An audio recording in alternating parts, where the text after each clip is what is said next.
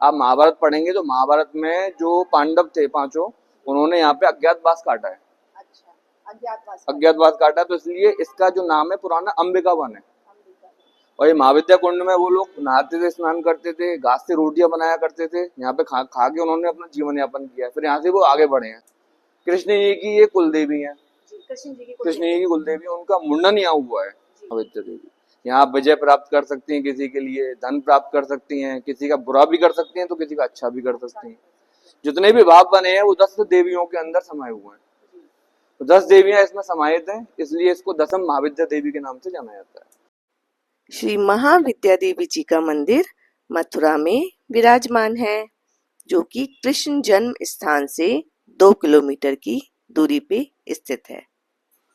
श्री राधे। आज मैं आपको लेकर आई हूँ श्री कृष्ण भगवान की कुलदेवी के मंदिर में। क्या आपको श्री कृष्ण भगवान की कुलदेवी के बारे में ज्ञात था? महाविद्या देवी ये श्री कृष्ण भगवान की कुलदेवी हैं।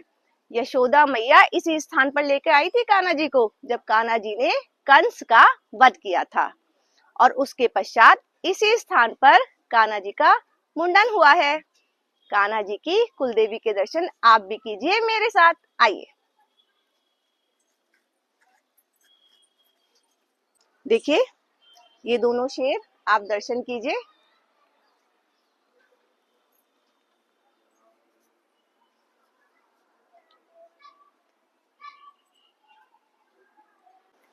आप सभी लोग बड़े सौभाग्यशाली हैं जो कान्हा जी की कुलदेवी के दर्शन कर रहे हैं।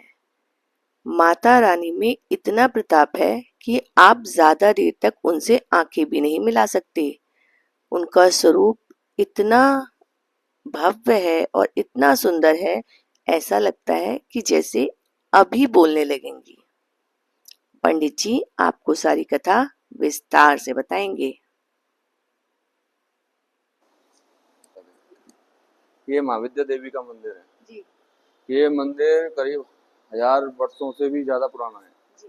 इस मंदिर की पौराणिक जो कथा है, ऐसा कहा जाता है, हमारे पूर्वज हमें बताते थे कि जब पार्वती जी के पिताजी जी, जब वो यज्ञ कर रहे थे जी, तो उन्होंने अपने जमाई यानी कि महादेव जी को निमंत्रण नहीं दिया जी। अब निमंत्रण के बिना कोई नहीं जाता, आप भी होगे तो आपको निमंत्रण नहीं मिलेगा तो आप भी नहीं जाओगे जी। तो पार्वती जी महादेव जी को मनाने लग गई, अरे कुछ नहीं, जैसे लेडीजों का होता है स्वभाव कि उनको निमंत्रण से मतलब नहीं, उन्हें जाना है, घर में फंक्शन है। तो वो सोच के वो महादेव जी के पीछे पीछे चलने लगी। महादेव जी हेठ में कि नहीं मैं जमाई हूँ साहब, मेरा कैसे उन्होंने अपमान कर दिया, मैं नहीं। तो वो उनसे भागे हैं और वो उनको मनाने के लिए उनके पीछे पीछे गई हैं।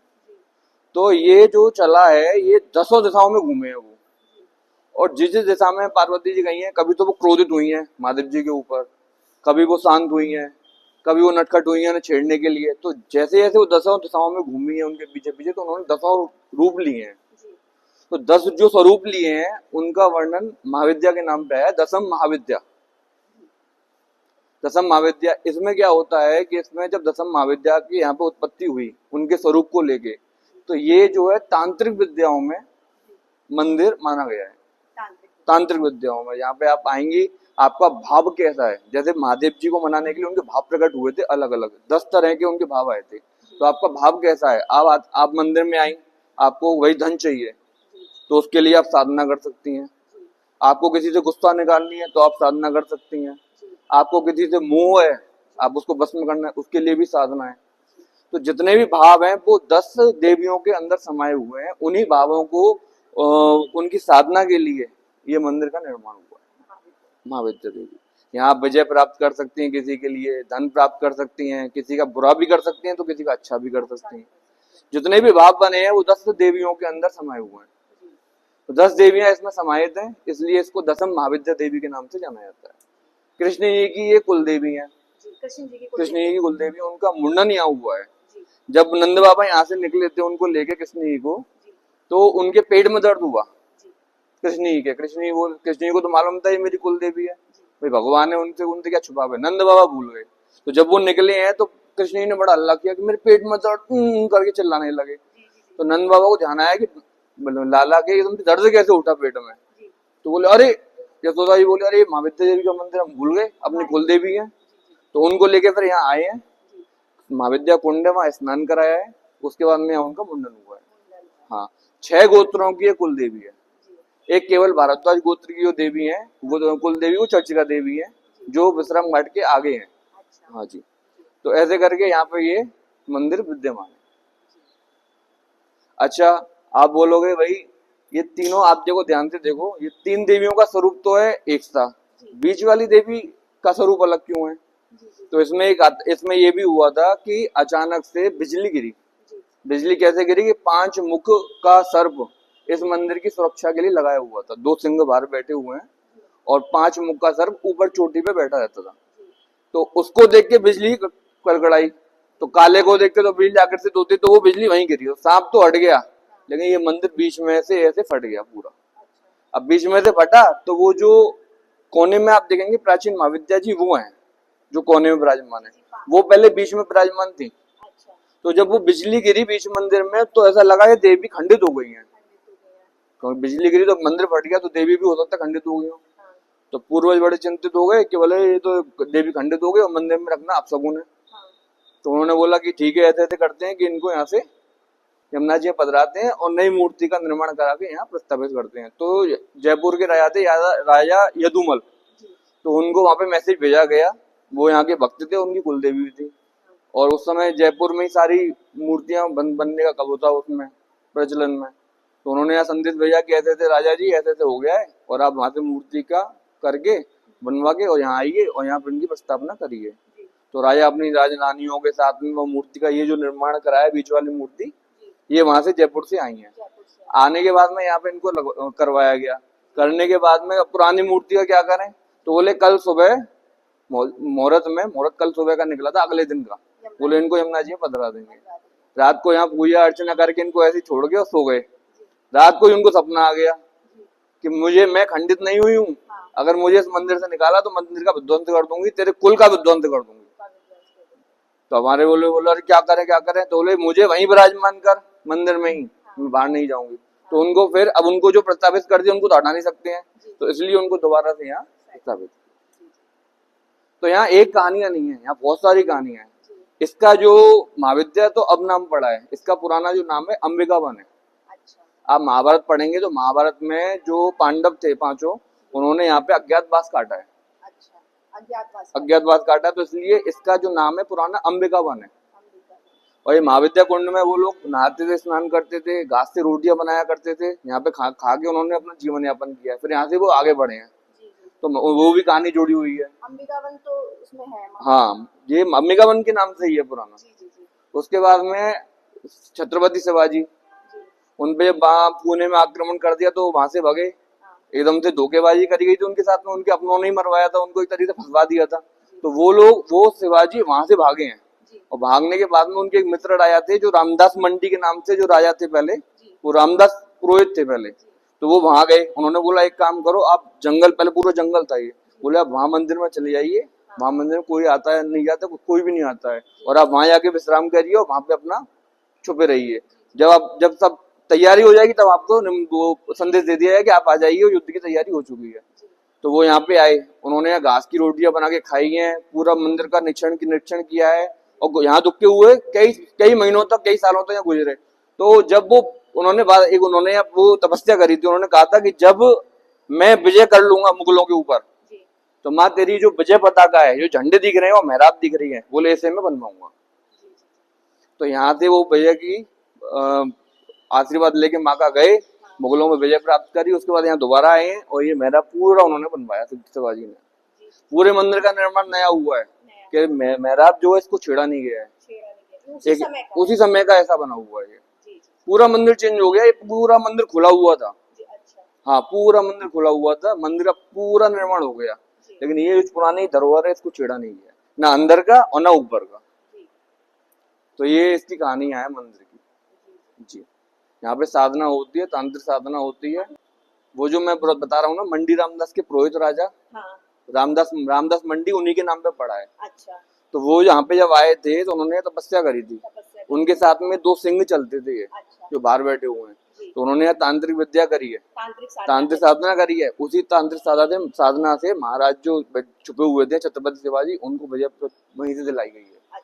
तो जब वो यहाँ से गए पुरोहित और शिवाजी गए विजय के लिए, तो मंदिर में सपना आया उनको कि सिंह तू मेरे मंदिर में मेरे दरबार में लेके आया है, तो सिंह कहाँ लेके जाएगा, तो सिंह यहीं छोड़ के जा, तू मेरा मैं तेरी माँ हूँ, तू मेरा बच्चा है। सिंह क्या करेगा, सिंह यहाँ छोड़ गया। तो दोनों सिंहों को यहाँ छोड़ा है बाहर, सिंह की मूर्ति सबसे विद्यमान है। तो ये वो तांत्रिक विद्या उन्होंने करी थी छत्रपति शिवाजी के लिए, और उन्होंने विजय तभी हासिल करके यहाँ पे ये छत्रपति जो बनाया हुआ है पूरा छत्र, तभी उन्होंने मूलों में विजय चक्कर है।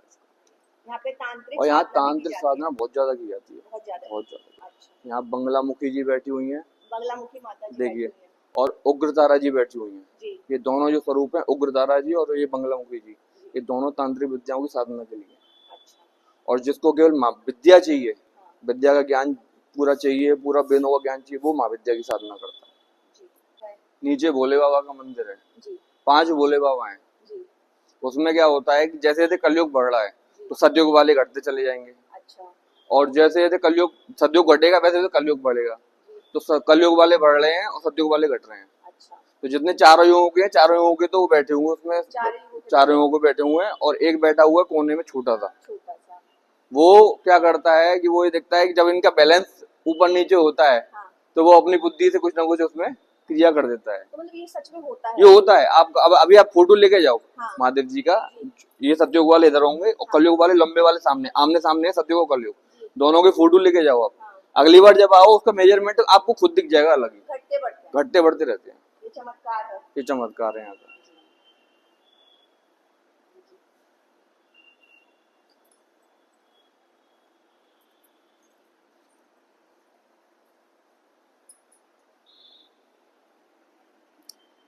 कहीं पे भी किसी भी मंदिर में आप जाएंगे, इतनी शांति आपको कहीं नहीं मिलेगी।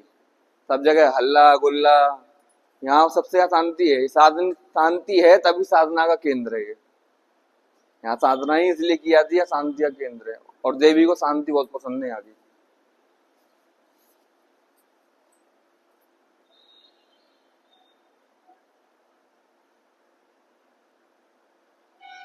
छह गोत्रों की कुल देवी है ये, सारे जितने भी गुप्ता वनिया वैश्य ब्राह्मण सबकी है। केवल एक भारद्वाज जो गोत्र है उसको यहाँ नहीं है, वो चर्च का देवी में। तो कुल देवी हमारी भी मान जाएगी? हम अगर आप भारद्वाज गोत्र में नहीं है तो आपकी भी कुल देवी है। बहुत से ऐसे हैं जिनको मालूम ही नहीं है कि हमारी कुल देवी कहाँ है। कुल देवता सबको मालूम है, सबकी यही है, केवल एक भारद्वाज गोत्र को छोड़ के जो है सच। हमको ये नहीं है कि हम तो 2 महीने के हैं, हम तो 2 महीने के पुजारी हैं, ये तो है नहीं जिंदगी भर के हैं। किसी को झूठ बोल रहे हैं कि भाई ये कर, नहीं, 2 महीने के पुजारी हैं, और जो हमारा बनता है हम वही बोलते हैं, हमें फालतू बोलने की आदत नहीं है। यहाँ पे जो है, यहाँ पे यही है कि यहाँ जो है 6 गोत्रों की देवी है और एक गोत्र चर्च का देवी। बहुत लोगों को नहीं मालूम है, सबको बोलते हैं कि अरे वो मुंडन हो गया तो वो कुल देवता हो गए, लेकिन कुल देवी भी होती है सबके। ऐसा तो नहीं कि माता हो वो पिता हो और माता नहीं हो किसी की, ऐसा तो होता नहीं है।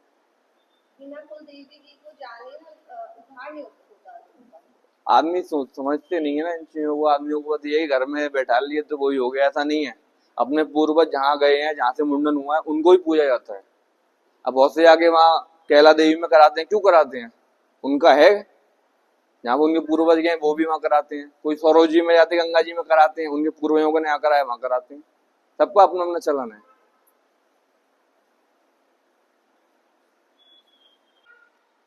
देखिए, ये बटुक भैरव जी हैं, आप दर्शन कीजिए। देखिए, यहाँ पर लोगों ने सतिये बना रखे हैं अपनी मनोकामना की पूर्ति के लिए। यहाँ पर परिक्रमाएं लगाई जाती हैं जिससे मनोकामना पूरी होती है।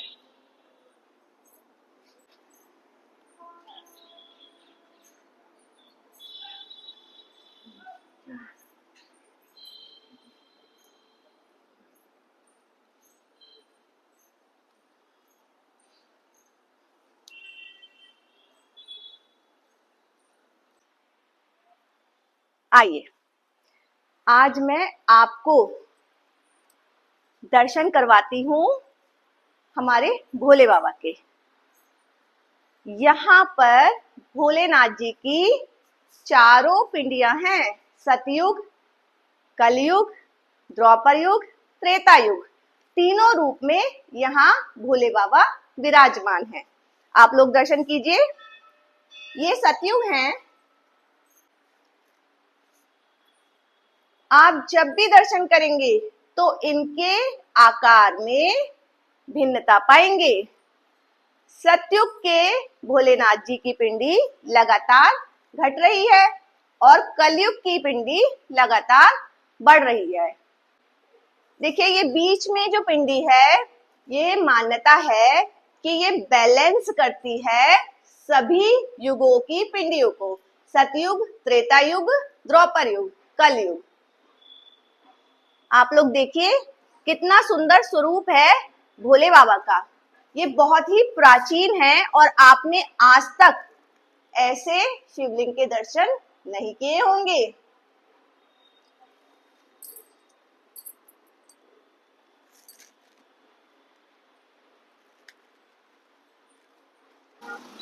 यही है वह कुंड जहाँ पर कान्हा जी का मुंडन संस्कार यशोदा मैया ने करवाया था। महाविद्या कुंड। श्री राधे, ये महाविद्या कुंड है।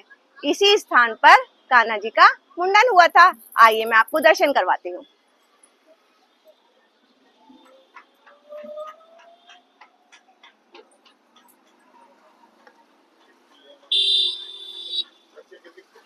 देखिए, यह कुंड आज की तारीख में पूरी तरह से सूख गया है। यहाँ बच्चे क्रिकेट खेल रहे हैं। किसी समय में यह कुंड भरा रहता था जल से, लेकिन अब सरकार की तरफ से कोई देखभाल नहीं करी जाती है। महाविद्या कुंड पूरी तरह से सूख गया है और क्रिकेट का मैदान बन गया है। आप लोग दर्शन कीजिए। ये वही स्थान है जहाँ पर हमारे कान्हा जी का मुंडन करवाया था यशोदा माता ने। यदि आप लोगों को मेरी वीडियोस अच्छी लगती हैं तो मुझे अपना प्रेम दीजिए। प्रेम से श्री राधे कहिए। मेरे चैनल को सब्सक्राइब कीजिए।